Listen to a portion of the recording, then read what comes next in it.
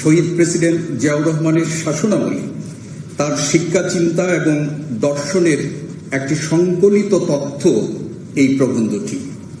আমি এখানে যারা আজকে এই অনুষ্ঠান মঞ্চে বসে আছেন, শহীদ রাষ্ট্রপতি জিয়াউর রহমানের সাথে তাদের সম্পর্ক এবং তার সাথে তার সম্পর্কে তাদের যে গভীর জ্ঞান, সেই ব্যক্তিবর্গের সামনে এবং আমার সামনে বিভিন্ন বিশ্ববিদ্যালয় থেকে আগত শিক্ষক যারা আছেন তাদের সামনে এই প্রবন্ধটি উপস্থাপনার জন্য আমার কিছুটা সংকোচ আছে, কিন্তু তারপরেও আমি এই দুঃসাহসটি প্রদর্শনের সুযোগ নিলাম। আশা করি আমার সীমাবদ্ধতা আপনারা ক্ষমা সুন্দর দৃষ্টিতে দেখবেন।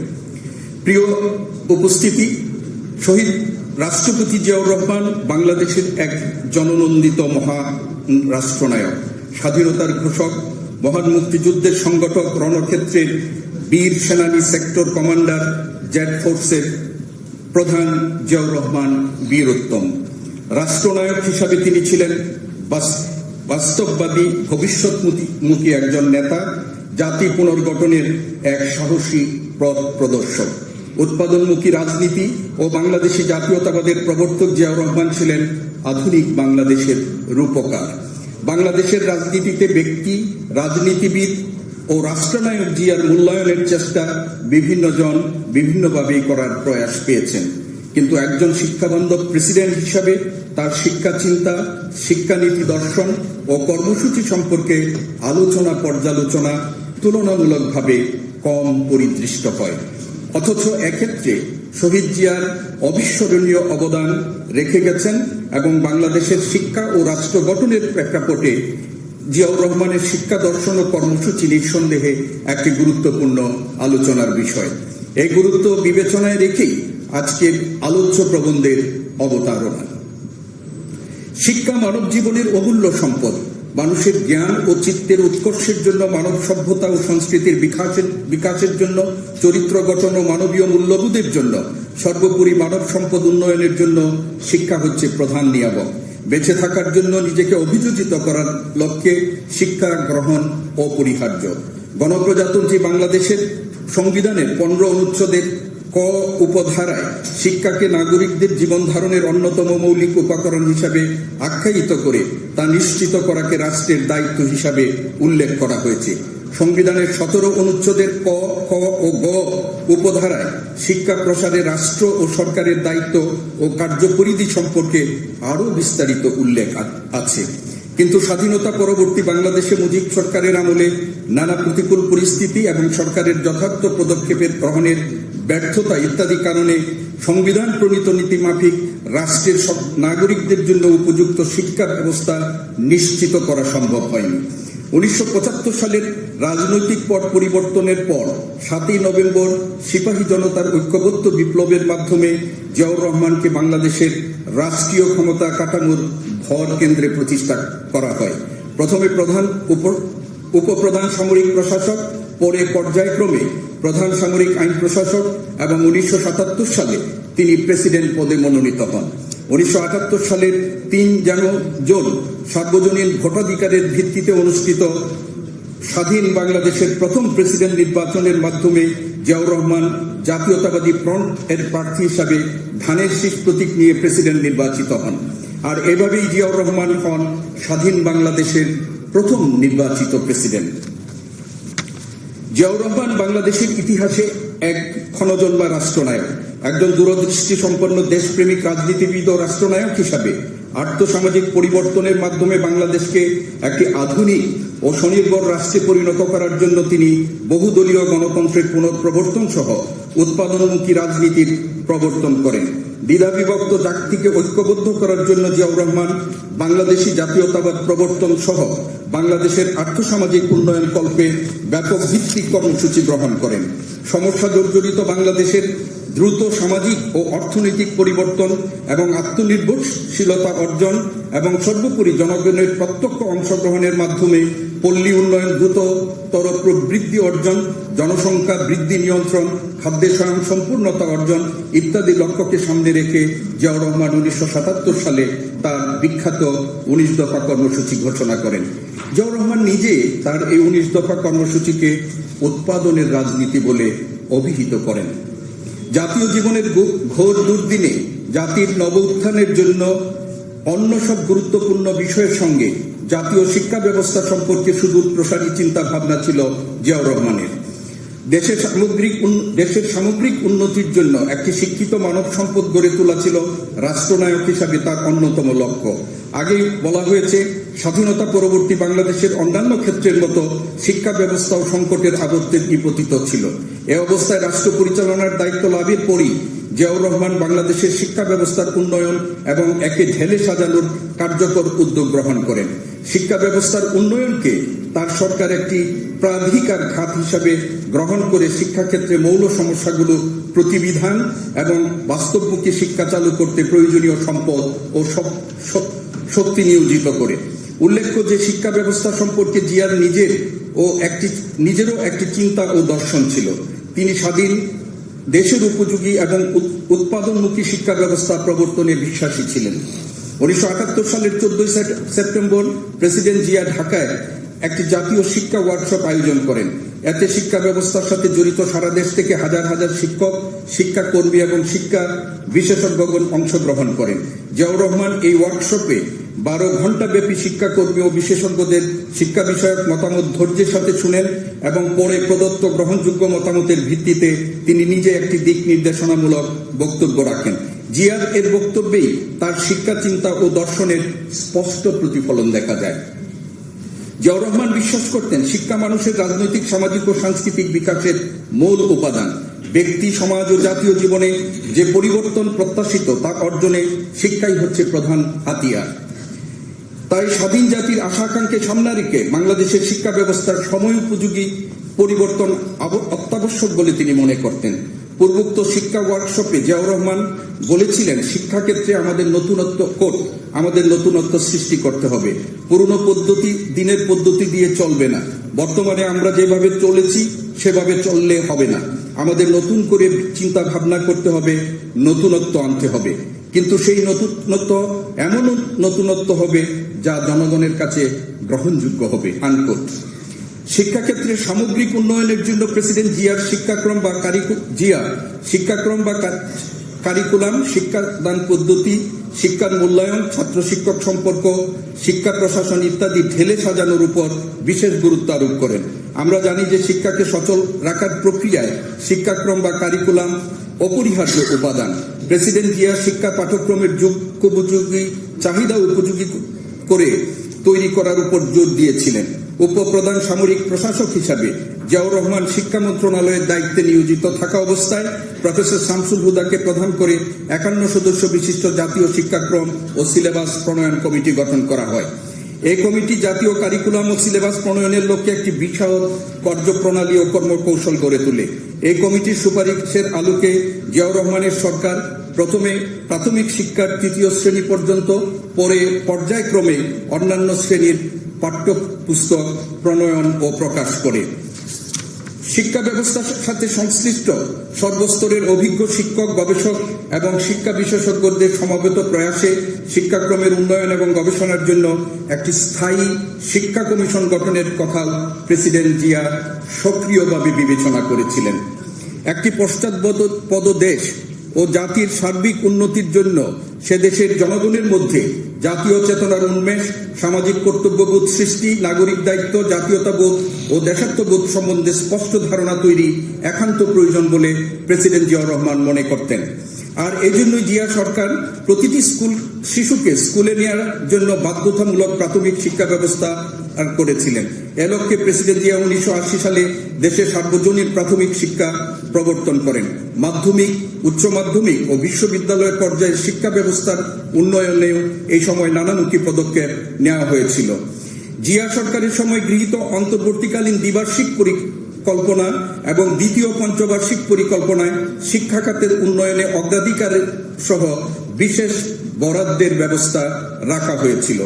স্বনির্ভর বাংলাদেশ আন্দোলন কর্মসূচির অংশ হিসাবে প্রেসিডেন্ট জিয়া বাংলাদেশে 68,000 গ্রামে স্বনির্ভর গ্রাম সরকার প্রতিষ্ঠা করেন। এই গ্রাম সরকারের 4টি অগ্রাধিকার ভিত্তিক কার্যক্রমের মধ্যে অন্যতম ছিল প্রাথমিক শিক্ষা ও প্রসার ও নিরক্ষরতার দূরীকরণ, সুষ্ঠুভাবে প্রাথমিক শিক্ষা কার্যক্রম পরিচালনা ও এ বিষয়ে সরকারের নীতি বাস্তবায়নের জন্য জিয়া সরকারের আমলে 1981 সালে প্রাথমিক শিক্ষা অধিদপ্তর প্রতিষ্ঠা করা হয়। 1978 সালে এক সরকারি আদেশ বলে প্রফেসর মুস্তাফা বিন কাসিমের নেতৃত্বে একটি জাতীয় শিক্ষা উপদেষ্টা কমিটি গঠন করা হয়।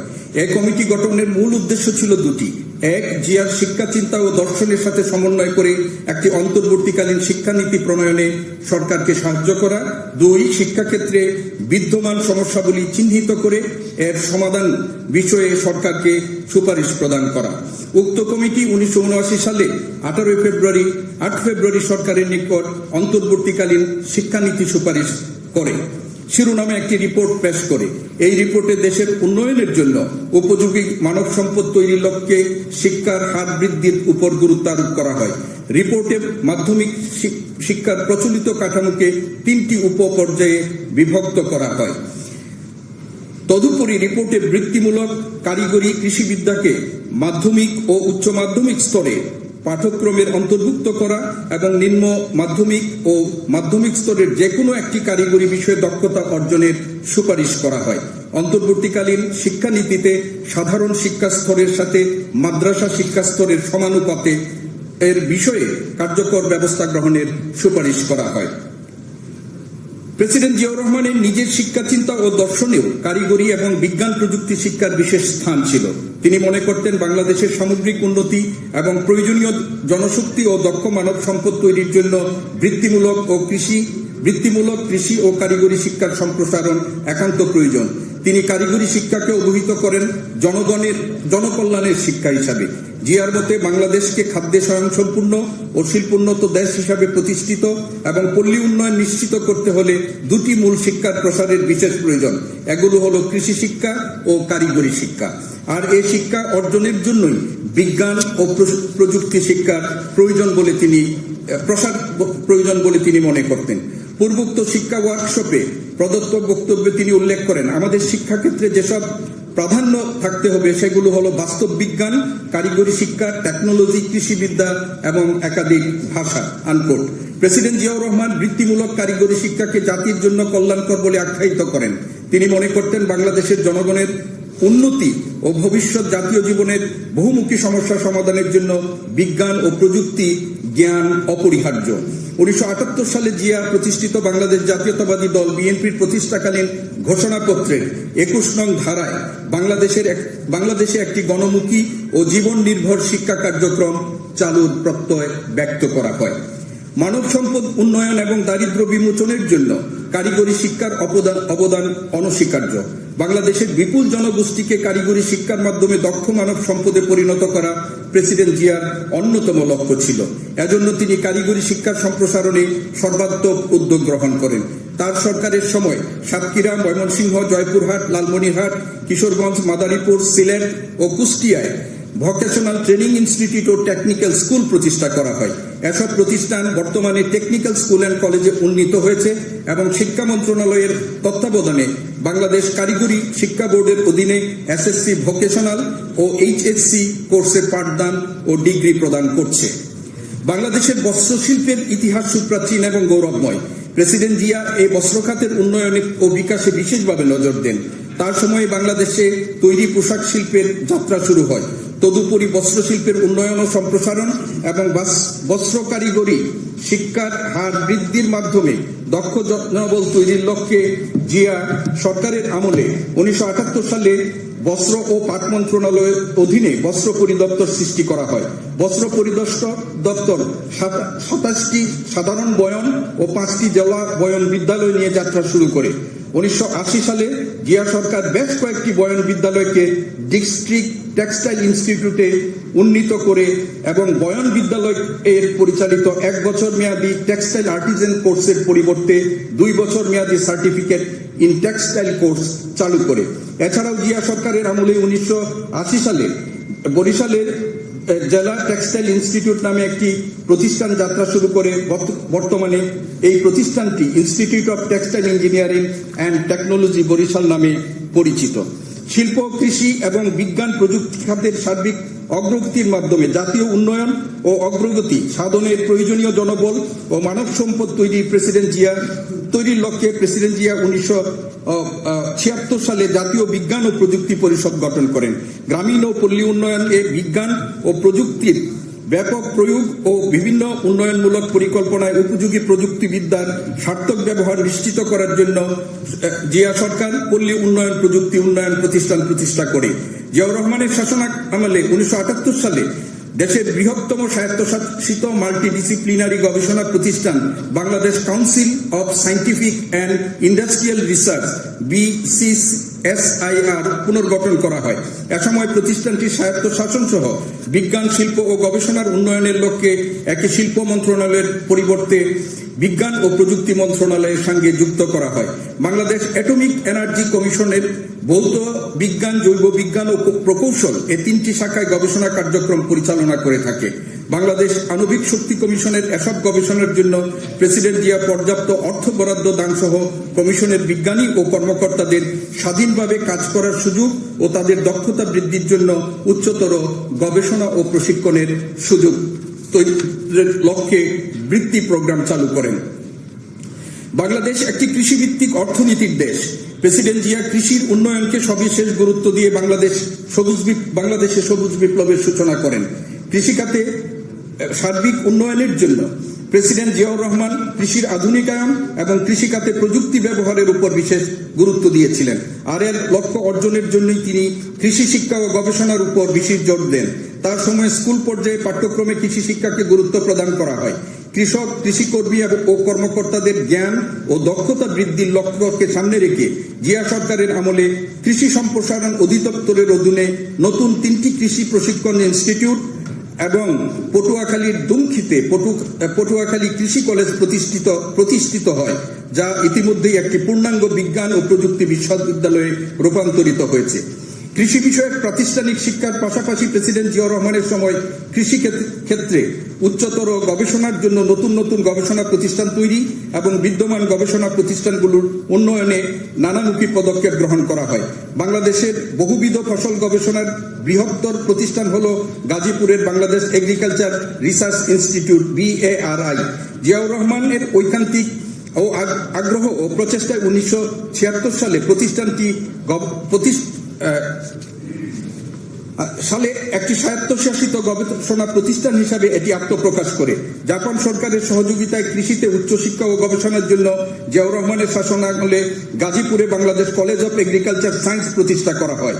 এই কলেজটি পরবর্তীতে স্নাতকোত্তর কৃষি শিক্ষা প্রতিষ্ঠান IPSA এবং সর্বশেষ 1998 সালে একটি পূর্ণাঙ্গ কৃষি বিশ্ববিদ্যালয়ে উন্নীত হয়।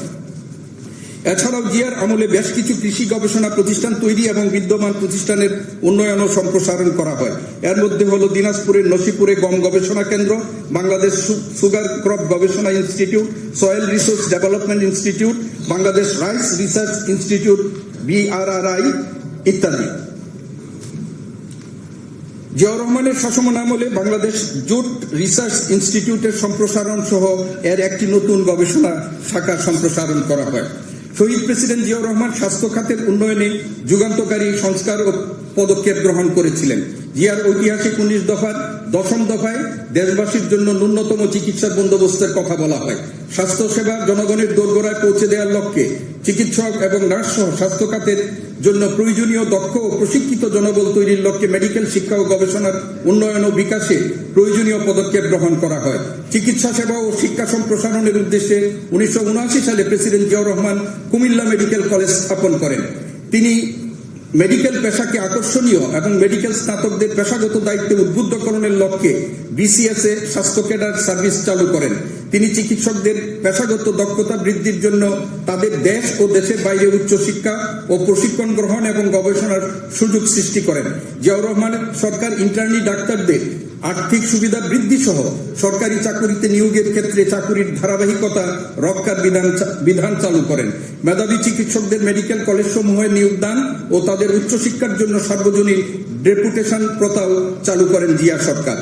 ডিরেক্টর অফ হেলথ সার্ভিসেস পদকে director general of health services পদে উন্নীত করেন তিনি। এভাবে জিয়াউর রহমান শুধু মেডিকেল শিক্ষার সম্প্রসারণ নয়, মেডিকেল পেশাকে আকর্ষণীয় করার ব্যবস্থাও করেন। নার্সিং ব্যবস্থার উন্নয়ন, নার্সিং শিক্ষা ও প্রশিক্ষণের সুযোগ সম্প্রসারণ ও সার্বিক উন্নয়নের লক্ষ্যে জিয়াউর রহমান 1977 সালে ডাইরেক্টর অফ নার্সিং সার্ভিসেস প্রতিষ্ঠা করেন। ঢাকার মহাখালীতে অবস্থিত কলেজ অফ নার্সিংকে ঢাকা বিশ্ববিদ্যালয়ের অধিভুক্ত করে এতে 4 বছর মেয়াদী বিএসসি ইন নার্সিং ও পাবলিক হেলথ নার্সিং কোর্স চালু করা হয়। জিয়ার শাসনামলে 2টি জেলা হাসপাতাল এবং 18টি মহকুমা হাসপাতালে সংলগ্ন নার্সিং ইনস্টিটিউট চালু করা হয়। নার্সিং বিষয়ে গবেষণার জন্য গড়ে তোলা হয় নার্সিং রিসার্চ সেল। পল্লী বাংলার সাধারণ মানুষের চিকিৎসার জন্য চীনের বিয়ারফোর্ড ডক্টরসের আদলে পল্লী চিকিৎসার প্রবর্তন করেন জিয়াউর রহমান। এই কর্মসূচিকে সফল করার জন্য পল্লী চিকিৎসক শিক্ষা ও প্রশিক্ষণ প্রকল্পের মাধ্যমে মাত্র 1 বছরে 27,000 লোককে প্রয়োজনীয় শিক্ষা ও প্রশিক্ষণ প্রদান করে পল্লী চিকিৎসার জন্য উপযুক্ত করে তোলা হয়। জিয়াউর রহমানের আমলে রাজশাহীতে প্রথম মেডিকেল টেকনোলজি ইনস্টিটিউট প্রতিষ্ঠা করে স্বাস্থ্য সেবার অন্যতম সহায়ক জনবল মেডিকেল টেকনোলজিস্টদের প্রাতিষ্ঠানিক শিক্ষা ও প্রশিক্ষণের সুযোগ সম্প্রসারণ করা হয়। দক্ষ ও প্রশিক্ষিত মেডিকেল অ্যাসিস্ট্যান্ট তৈরির জন্য জিয়া সরকারের উদ্যোগে 3 বছর মেয়াদী medical diploma in medical faculty DMF course পরিচালনার জন্য দেশে 14টি medical assistant training school MATS প্রতিষ্ঠা করা হয়। চিকিৎসা সেবা ও শিক্ষার সাথে ফার্মাসিস্টদের ঘনিষ্ঠ সম্পর্ক ও সংযোগ রয়েছে। প্রেসিডেন্ট জিয়ার উদ্যোগে ফার্মাসিস্টদের শিক্ষা ও প্রশিক্ষণ কার্যক্রম তদারকি ও নিয়ন্ত্রণের জন্য ফার্মাসি কাউন্সিল অব বাংলাদেশ প্রতিষ্ঠা করা হয়। বাংলাদেশের স্বাস্থ্য খাতের উন্নয়নের লক্ষ্যে প্রেসিডেন্ট জিয়াউর রহমান চিকিৎসা বিজ্ঞানের গবেষণার উপরও বিশেষ গুরুত্ব দিয়েছিলেন। স্বাস্থ্য খাতের বিশেষজ্ঞ তৈরির লক্ষ্যে Bangladesh college of physician and সার্জনসের সম্প্রসারণ এবং উন্নয়ন ছাড়াও প্রেসিডেন্ট জিয়াউর রহমান ঢাকায় অবস্থিত কলেরা রিসার্চ ল্যাবরেটরিকে একটি আন্তর্জাতিক গবেষণা প্রতিষ্ঠান হিসাবে পুনর্গঠন করে এর নতুন নামকরণ করেন আন্তর্জাতিক উদারময় গবেষণা কেন্দ্র বাংলাদেশ বা ICDDRB কার্যক্রম সম্পর্কে আমরা সবাই জানি। ওরসেলাং সহ আমাদের চিকিৎসা বিজ্ঞানে তাদের যে অবিস্মরণীয় অবদান, সেগুলো আমি এখানে আমার প্রবন্ধে আছে, আমি সেগুলো আর উল্লেখ করলাম না।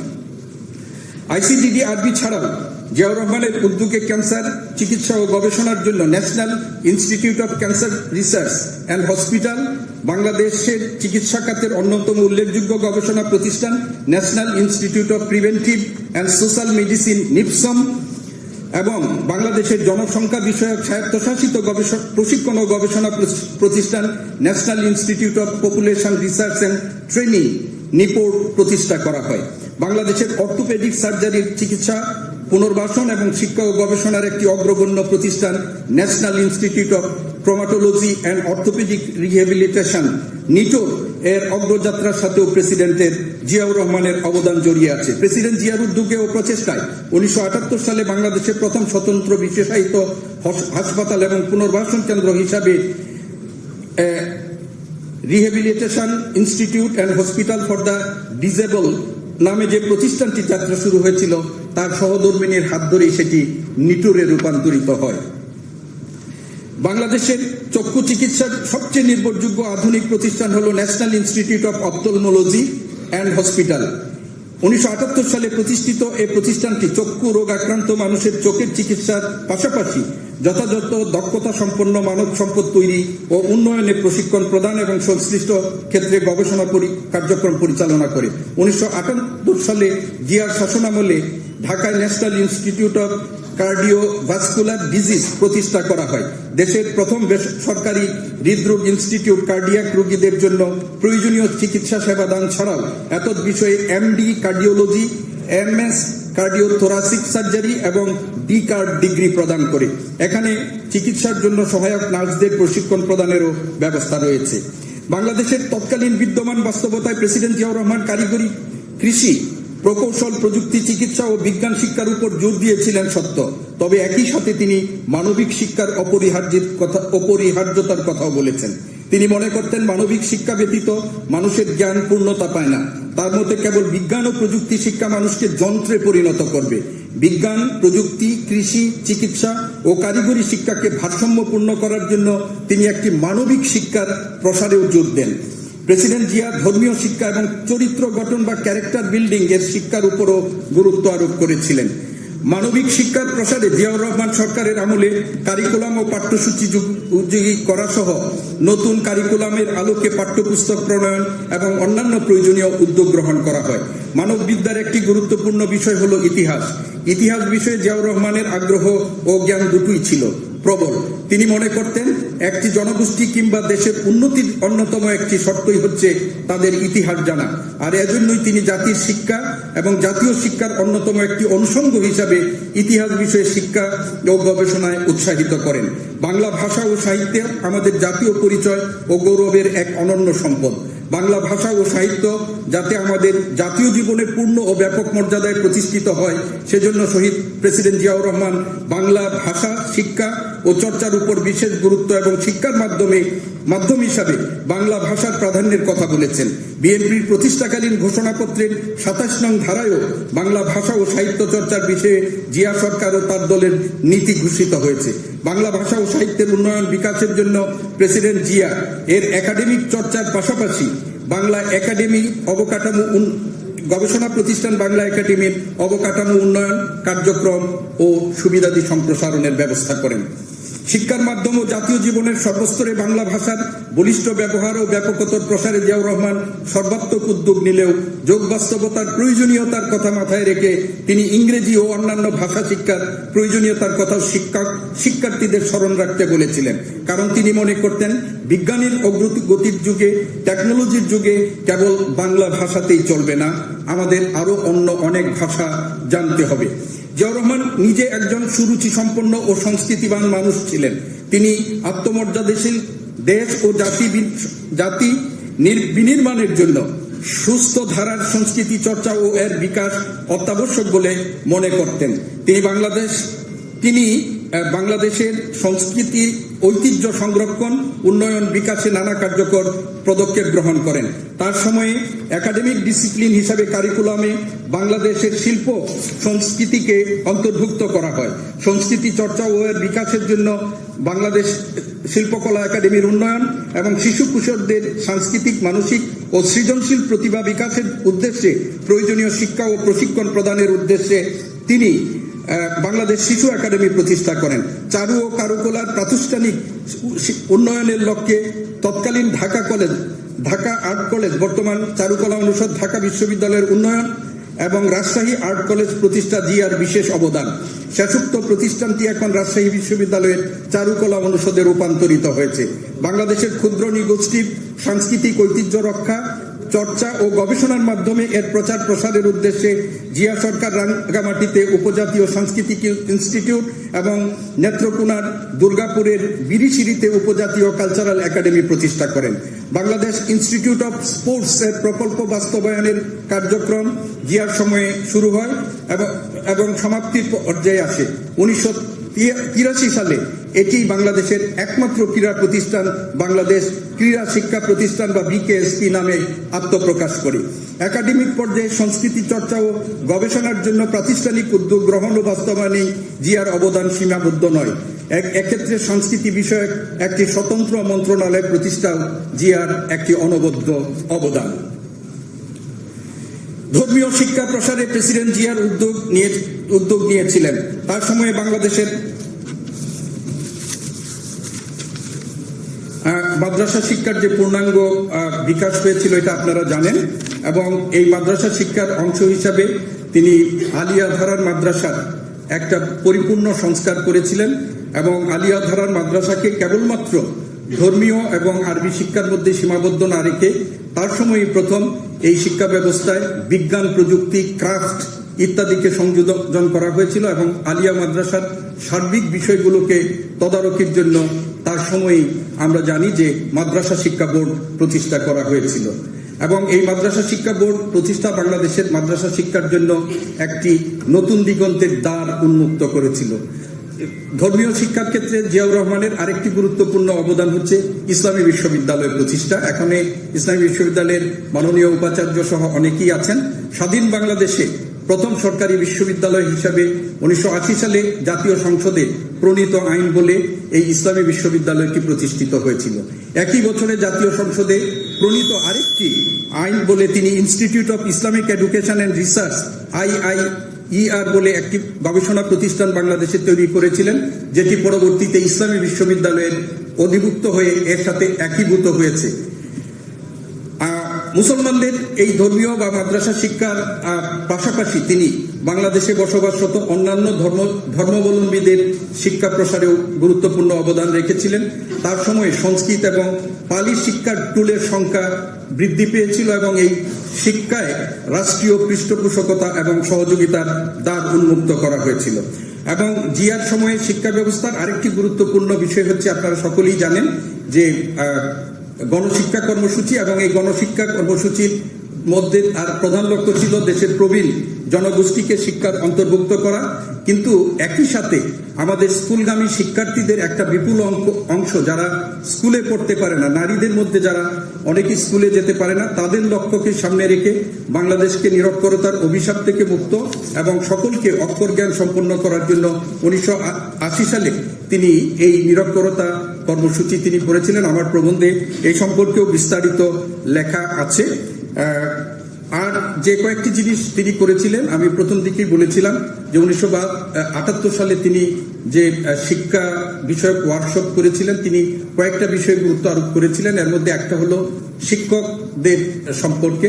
এই শিক্ষকদেরকে উপযুক্ত এবং তাদের পেশাগত দক্ষতা বৃদ্ধির জন্য তিনি দেশে শিক্ষক প্রশিক্ষণ ইনস্টিটিউট সহ শিক্ষকদের সুযোগ সুবিধা বৃদ্ধি এবং শিক্ষা প্রতিষ্ঠানগুলোতে ছাত্র শিক্ষক সম্পর্ক উন্নয়নের বিশেষ কর্মসূচি এই সময় নেওয়া হয়েছিল। এবং সরকারি বেসরকারি পর্যায়ে শিক্ষকদের বৈষম্য দূরীকরণের জন্য বেসরকারি পর্যায়ে শিক্ষকদের প্রারম্ভিক বেতনের 50% জিয়াউর রহমানের সময় প্রথম সেটি চালু করা হয়েছিল। আর আরেকটি বিষয় হলো, আমরা যেটি মনে করি যে জিয়াউর রহমান খুব আরেকটা করেছিলেন যে শিক্ষার্থীদের ভালো ফলাফলের সাথে তাদের চারিত্রিক এবং তাদের এক সুনাগরিক হিসাবে গড়ে তোলা, এবং সেই জন্যই তিনি কাপ, স্কাউট এবং গার্লস গাইড শিক্ষা প্রতিষ্ঠানগুলোকে আন্দোলন হিসাবে তিনি গ্রহণ করেছিলেন এবং সেটাকে একটা প্রাতিষ্ঠানিক রূপ দিয়ে শিক্ষার্থীদের তিনি সেইভাবে সুসংগঠিত করেছিলেন। আরেকটা বিষয় তিনি করেছিলেন যে উৎসাহিত করার জন্য মাধ্যমিক উচ্চ মাধ্যমিক পর্যায়ে শিক্ষার্থীদেরকে বঙ্গভবনে আমন্ত্রণ জানিয়ে যারা বোর্ডে প্লেস করতে তাদেরকে প্রেসিডেন্ট উপস্থিত থেকে তাদেরকে উৎসাহিত করতেন, তাদের সাথে মত বিনিময় করতেন, শিক্ষা ভ্রমণের ব্যবস্থা করতেন। আপনারা জানেন হিজবুল বাহারের কথা আমরা সবাই জানি। আমি শেষ একটু অংশ আপনাদের একটু করি, যে সার্বিক মূল্যায়নটা করি, আমি শেষ করছি। জিয়াউর রহমানের শিক্ষার দর্শন ছিল বাস্তবমুখী, জাতীয়তাবাদী এবং নৈতিকতাপূর্ণ। তিনি শিক্ষা ব্যবস্থাকে কেবল জ্ঞানার্জনের মাধ্যম হিসাবে নয়, বরং জাতি গঠনের একটি প্রধান স্তম্ভ হিসাবে দেখেছিলেন। তাই তার শিক্ষা দর্শনে বাস্তবমুখী ও কারিগরি শিক্ষার উপর বিশেষ জোর দেওয়া হয়। তিনি বিশ্বাস করতেন বাংলাদেশকে একটি আত্মনির্ভরশীল ও স্বনির্ভর দেশ হিসাবে গড়ে তুলতে বিজ্ঞান ও প্রযুক্তি, কৃষি ও কারিগরি শিক্ষার প্রসার একান্ত প্রয়োজন। 1979 সালে তার সরকারের অধীনে যে নতুন অন্তর্বর্তী শিক্ষানীতি প্রণয়ন করা হয় তাতে ব্যবহারিক, কর্মমুখী ও বিজ্ঞানভিত্তিক শিক্ষা ব্যবস্থার উপর জোর দেওয়া হয়। এতে প্রাথমিক শিক্ষার সার্বজনীনতা, শিক্ষার কাঠামোগত রূপান্তর ও বেসামরিক খাতের অংশগ্রহণকেও গুরুত্ব দেওয়া হয়। জিয়ার প্রতিষ্ঠিত বাংলাদেশ জাতীয়তাবাদী দল বিএনপির প্রতিষ্ঠাকালীন ঘোষণাপত্রেও একটি গণমুখী ও জীবন নির্ভর শিক্ষা কার্যক্রম চালুর প্রত্যয় ব্যক্ত করা হয়। বিএনপি সরকার এমন একটি শিক্ষা ব্যবস্থা প্রবর্তন করার চেষ্টা করেছিল যা জাতীয় ঐক্য সৃষ্টিতে সহায়ক হবে, কর্মসৃজন ও উৎপাদনে সহায়ক হবে এবং ব্যক্তি ও সামাজিক উন্নয়নের নিশ্চয়তা দিবে। শিক্ষিত যুব সমাজ যেন বেকারত্বের অভিশাপে নিপতিত না হয়, সেজন্য বিজ্ঞান ভিত্তিক, কারিগরি ও বৃত্তিমূলক শিক্ষার দ্রুত প্রসার জিয়া সরকারের অগ্রাধিকার ছিল। জিয়াউর রহমান শিক্ষাকে শহরমুখী না করে গ্রামীণ জনগণের দোরগোড়ায় পৌঁছে দেওয়ার চিন্তা করেছিলেন। তিনি গ্রামীণ শিক্ষাকে কৃষি ও গ্রামীণ শিল্পের সঙ্গে যুক্ত করে কর্মমুখী করার কথা বলেন ও তা বাস্তবায়নের পদক্ষেপ নেন। বাংলাদেশের বিদ্যমান বাস্তবতায় জিয়াউর রহমানের শিক্ষা দর্শন ও ভাবনায় বিজ্ঞান, প্রযুক্তি, মানবিক থাকলেও আমি আগেই বলেছি যে মানবিক শিক্ষার প্রয়োজনীয়তা তখন তিনি ভুলেননি। শিক্ষার মাধ্যমে শিক্ষার্থীরা যেন জাতীয় চেতনা, স্বাধীনতা ও মুক্তিযুদ্ধের মূল মূল্যবোধকে ধারণ করে তিনি সেটা প্রত্যাশা করেছিলেন। তিনি দেশপ্রেম ও জাতীয় ঐক্য গঠনে শিক্ষাকে অন্যতম গুরুত্বপূর্ণ মাধ্যম হিসেবে ব্যবহারের উপর জোর দিয়েছিলেন। শিক্ষার মাধ্যমে শিক্ষার্থীদের নৈতিক গুণাবলী, শৃঙ্খলা, দায়িত্ববোধ ও কর্মচঞ্চু মনোভাব গড়ে তোলার উপর তিনি গুরুত্ব দেন। তিনি মনে করতেন কেবল মেধা, ভালো ফলাফল নয়, বরং শিক্ষার্থীর চরিত্র গঠন ও তার মধ্যে মানবীয় মূল্যবোধ তৈরি করা শিক্ষার মূল লক্ষ্য হওয়া উচিত। প্রেসিডেন্ট জিয়া ধর্মীয়, বিশেষ করে ইসলামী মূল্যবোধের সঙ্গে সামঞ্জস্য রেখে শিক্ষা কাঠামো গড়ে তোলার পক্ষে ছিলেন।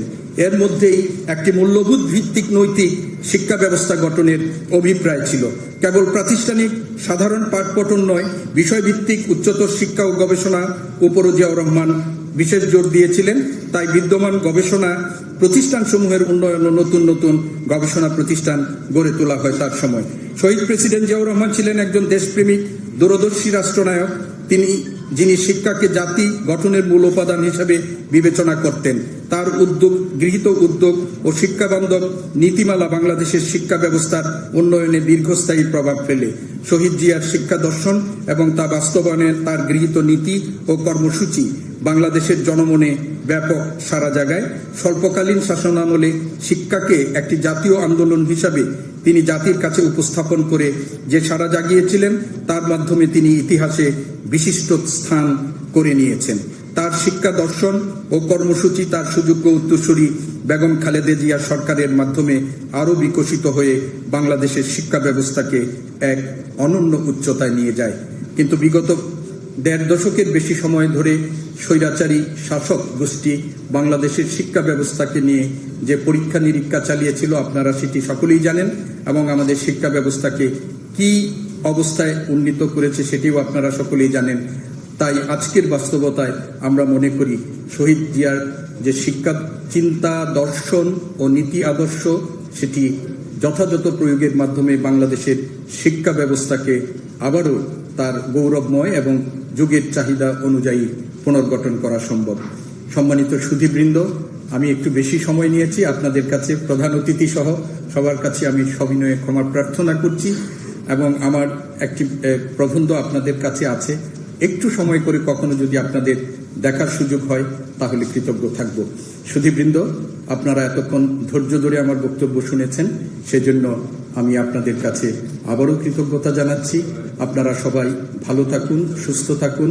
শহীদ জিয়ার আদর্শভিত্তিক রাজনীতি এদেশের মানুষের কল্যাণে পরিচালিত হোক, সেই আশাবাদ ব্যক্ত করে সাদা দলকে আবারও ধন্যবাদ জানিয়ে আজকের আমার বক্তব্য এবং প্রবন্ধ উপস্থাপন এখানেই শেষ করলাম। আল্লাহ হাফেজ। আপনারা সবাই ভালো থাকুন, সুস্থ থাকুন।